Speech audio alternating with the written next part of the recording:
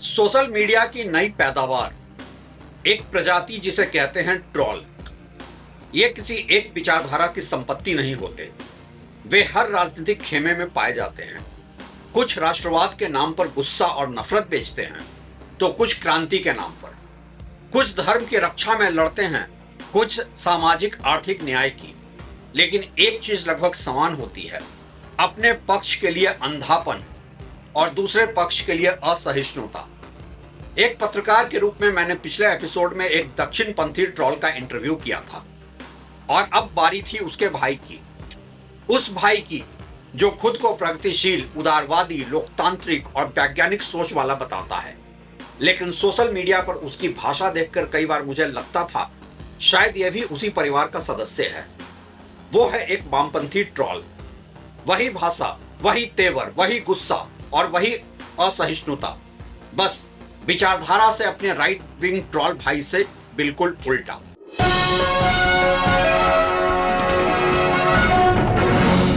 स्वागत है mister troll. आपके राइट विंग भाई का इंटरव्यू आपने देखा होगा, कैसे वो असहज होकर गाली देने पर उतर गया।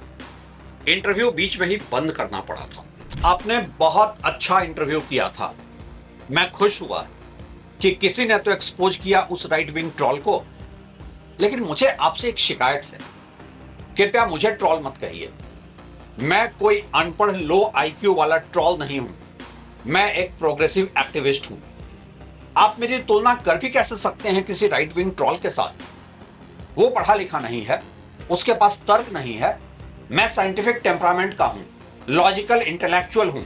लेकिन मैं आपकी प्रोफाइल में देखता हूं कि कैसे रोज 100-200 लोगों को आप फासिस्ट, सांप्रदायिक, मूर्ख और अनपढ़ घोषित कर देते हैं। आप तर्क आधारित बहस क्यों नहीं करते हैं? फैक्ट बेस्ड बात क्यों नहीं करते आप जब आप आक्रोशित होते हैं? तो विपरीत विचारधारा कोई अपराध तो नहीं है? अपराध है, क्योंकि वे हैं मूर्ख, अनपढ़, फासिस्ट। ऐसे लोगों को इज्जत मिलनी ही नहीं चाहिए। आप उनसे मिलते हैं कभी निजी जिंदगी में? आप ऐसे किसी को नेम कॉलिंग कैसे कर सकते हैं? नहीं, मैं नहीं मिलता हूं उनसे। और मैं क्यों मिलूं? मेरा लेवल प्रोग्रेसिव इंटेलेक्चुअल का है और वो ठहरे अनपढ़ गंवार। उनकी बात सुनी है आपने? कभी समझने की कोशिश की है उनके विचारों को या उनके मनोविज्ञान को? जरूरत नहीं है। उनका वोटिंग पैटर्न ही पर्याप्त प्रमाण है कि वो फासिस्ट हैं। उनका सोशल मीडिया प्रोफाइल ही उनका आइडेंटिटी कार्ड है। तो आप लोगों को उनकी राय से जज करते हैं। आइडियोलॉजी के आधार पर इंसान सही या गलत हो जाता है आपके लिए। इतना जजमेंटल क्यों है आप? नहीं, मैं तो ऐसे भी कह सकता हूं कि आप जजमेंटल हो रहे हैं मेरे बारे में। मैं बहुत उदारवादी हूं। मैं सिर्फ गलत राय रखने वालों को जज करता हूं। गलत राय की परिभाषा कौन तय कर रहा है? क्या आप वैचारिक जज हैं, मोरल पुलिस हैं, समाज के ठेकेदार हैं? देखिए, आप गलत बात कर रहे हैं। इंटरव्यू को इंट्रोगेशन बना रहे हैं। अब आप राइट विंग का साइड ले रहे हैं। आप बात को समझिए। मैं नहीं, मेरे पसंदीदा प्रोफेसर, लेखक, यूट्यूबर और पॉडकास्टर हैं जो तय करते हैं कि कौन फासिस्ट है, किसे समर्थन करना है, किसका विरोध करना है। हमारा एक पूरा आइडियोलॉजिकल इकोसिस्टम है। अगर कोई आपकी विचारधारा से असहमत हो तो वो दक्षिणपंथी, संघी, कैपिटलिस्ट कैसे हो जाता है? आप सामने वाले के राइट टू डिसेंट को क्यों चैलेंज करते हैं? दुनिया में हर तरह की विचारधारा हो सकती है, अगर उसमें कट्टरता न हो तो मैं पहले उसे एजुकेट करता हूं, समझाता हूं कि दुनिया को लेफ्ट सोच की सख्त जरूरत है। पहले उसे कन्विंस करने की कोशिश करता हूं, ट्रॉलिंग पहले नहीं शुरू करता। और अगर वो फिर भी आपसे असहमत रहे तो क्या? फिर मैं उसे एक्सपोज करता हूं, पूरी तरह बेनकाब करता हूं अपने जैसे इंटेलेक्चुअल्स के साथ मिलकर कि वो अंदर से फासिस्ट है। सोशल मीडिया हमारा भी तो वॉर रूम है ऐसे लोगों के खिलाफ। और उसके बाद क्या वो बदल जाता है? नहीं, लेकिन फिर मैं उसे पब्लिक प्लेटफॉर्म पर ही आईना दिखाता हूं ताकि वो शर्मिंदगी से ही डूब मरे। क्या हर असहमति फासिज्म है, राइट विंग आइडियोलॉजी है, समाज के खिलाफ है? हां, लगभग। वैसे बहुत से लोग ओपनली फासिस्ट होते हैं और कुछ छुपे हुए। आप मुझे छुपे हुए फासिस्ट लग रहे हैं अब, जो ऐसे बेतुके सवाल पूछ रहे हैं। आपकी राजनीतिक विचारधारा में सबसे बड़ी समस्या क्या है? हमारी विचारधारा में कोई समस्या नहीं है, समस्या जनता में है। जनता हमें समझ नहीं पाती है। लेकिन लोकतंत्र में जनता ही अंतिम निर्णायक होती है। यही तो लोकतंत्र की सबसे बड़ी कमजोरी है। जो लोग क्रांति के लिए नहीं तैयार होते हैं वो लोकतंत्र के लायक ही नहीं होते हैं। मतलब अब आप लोग तय करेंगे कि लोकतंत्र में कौन रहेगा और कौन नहीं। आप मैसेज के एग्जिस्टेंस को डिफाइन करेंगे। क्यों? मैंने ऐसा कब कहा है? लोग वोट डाल सकते हैं, हम नहीं रोक रहे, लेकिन लोकतंत्र में सम्मान उसे ही मिलना चाहिए जो क्रांति करे, पूंजीवाद के खिलाफ लड़े, हमारा साथ दे। आप जनता के सामूहिक विवेक पर भरोसा नहीं करते। जब तक जनता मेरे पक्ष में वोट दे तब तक करता हूं। जब तक जनता कैपिटलिस्ट से, अमीरों से नफरत करे तब तक ही जनता भरोसे के लायक है, नहीं तो फासिस्ट है। और क्या अमीर होना गुनाह है? क्या पैसे कमाना गुनाह है? आप लोग गरीबी को रोमांटिसाइज क्यों करते हैं? अबे एक कैपिटलिस्ट की तरफ से सवाल क्यों कर रहा है? हर पैसे वाला क्रिमिनल है। Every money is blood money, you know. तेरा स्टूडियो देखकर लग रहा है कि तू भी कैपिटलिस्ट ही है, इसलिए ऐसे सवाल कर रहा है। आप अक्सर वैज्ञानिक सोच, साइंटिफिक टेम्पर की बात करते हैं, हर बात को तथ्य पर चेक करने की बात करते हैं, लेकिन जब आपके बिलीफ सिस्टम को चैलेंज किया जाता है तो आप उत्तेजित क्यों हो जाते हैं? बिल्कुल, फैक्ट चेक तो जरूरी है और फैक्ट हमारे पास होता है। हम फैक्चुअली सही होते हैं, इसलिए इतने कॉन्फिडेंट होते हैं। कॉन्फिडेंट होने और उत्तेजित होने में फर्क होता है बे पत्रकार, अब तो लिमिट में रहे। ये आपका कॉन्फिडेंस है या मिसप्लेस्ड बिलीफ? क्या आप अपनी विचारधारा की भी आलोचना कर सकते हैं अगर कहीं गलत हो तो? नहीं, वैज्ञानिक सोच दूसरों पर लागू होती है। हमारी तो कमिटमेंट है हमारे आइडियोलॉजिकल एफिनिटी के साथ। हम ही ला सकते हैं दुनिया में क्रांति और बदलाव। क्या आप कभी गलत नहीं हो सकते हैं?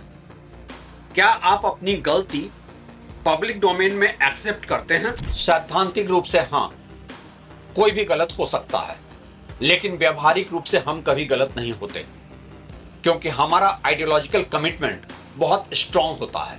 क्या आपको लगता है कि सोशल मीडिया पर ध्रुवीकरण बढ़ाने में आपकी भी भूमिका है?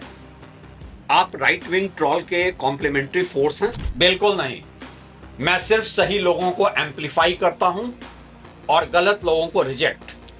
क्रांति जिंदाबाद। रिजेक्ट कल्चर पर आपका क्या विचार है? क्या किसी को बस खारिज कर देना सही है? मैं रिजेक्ट कल्चर के खिलाफ हूं, लेकिन सामने वाले को गलत आइडियोलॉजी का स्प्रेड नहीं करने देता हूं। लेकिन आप खुद लोगों को बैकवर्ड करने की मांग करते हैं।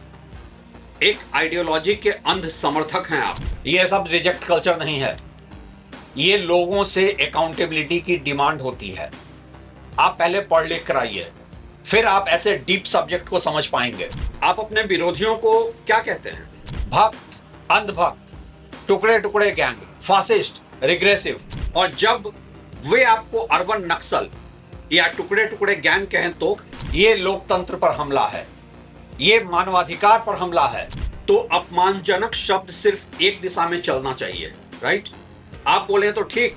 अब आप मेरे ट्रिगर जोन में प्रवेश कर रहे हैं, आप उकसा रहे हैं और फिर आप बोलेंगे कि मैं ट्रोलिंग करने पर उतर गया हूं। क्या आपको नहीं लगता कि आपकी विचारधारा में भी कट्टरपंथ हो सकता है? कट्टरपंथ सिर्फ दूसरों में होता है, हमारे यहां उसे वैचारिक प्रतिबद्धता कहते हैं, आइडियोलॉजिकल कमिटमेंट, यू नो। यार तुम्हारे क्वेश्चंस में डेप्थ नहीं है, बंद करो अपनी बकवास। अगर आपकी पसंद का नेता भ्रष्ट निकले, आपके आइडियोलॉजी वाले लीडर सही ना हो, तो आप डिफेंड क्यों करते हैं? आप क्यों कुतर्क करते हैं उनके फेवर में? क्या ये लेफ्ट विंग ट्रोलिंग सही है? हर बात का संदर्भ देखना पड़ता है। कौन भ्रष्ट है और किसके भ्रष्टाचार में सोशल वेलफेयर का भाव है, यह समझना पड़ता है। कौन क्रिमिनल है और कौन रॉबिन हुड, इसे देखना होता है। और विरोधी नेता भ्रष्ट निकले तभी वो पब्लिक वेलफेयर के खिलाफ होता है। कितनी बार समझाऊं कि आप लोग संदर्भ देखकर ही बात किया करें। क्या आपके पास हर सवाल का जवाब है? हर समस्या का समाधान है? नहीं, लेकिन हर जवाब पर सवाल जरूर है, इसलिए अब बंद करो ये सवाल जवाब। जैसे जैसे इंटरव्यू में हम आगे बढ़ रहे हैं, मैं देख रहा हूं कि आप असहज होने लगे हैं। क्या आपको ऐसा लग रहा है कि मेरे सवाल आपकी विचारधारा पर नहीं, आपकी बौद्धिक ईमानदारी पर ज्यादा हैं? चल बंद कर यार ये इंटरव्यू। तू पत्रकार है ही नहीं, तू तो है सेंट्रिस्ट और बैलेंसवादी। तेरे जैसे लोग आखिर में सिस्टम के एजेंट ही होते हैं, ना कि देश और समाज बदलने वाले। बेकार में मुझे अपनी जुबान खराब करनी पड़ेगी अब तेरे खिलाफ। ये इंटरव्यू किसी विशेष राजनीतिक विचारधारा लेफ्ट आइडियोलॉजी की आलोचना भर नहीं है। ये उस मानसिकता पर व्यंग है जिसमें अपने पक्ष की गलतियां अदृश्य हो जाती हैं, विरोधी पक्ष की गलतियां असहनीय हो जाती हैं और विचारधारा सच से बड़ी हो जाती है। दक्षिणपंथी ट्रोल और वामपंथी ट्रोल अक्सर एक दूसरे के दुश्मन दिखाई देते हैं, लेकिन कई बार वो एक दूसरे के आईने भी होते हैं, एक दूसरे के कॉम्प्लीमेंट्री पूरक होते हैं, एक दूसरे के ट्रोलिंग को जस्टिफाई करने की वजह होते हैं। फर्क सिर्फ झंडे का होता है, तरीका अक्सर एक जैसा होता है। मैं तो लेफ्ट विंग ट्रोल से भी बस इतना ही कह सकता हूं जितना राइट विंग ट्रोल से कहा था। शुक्रिया।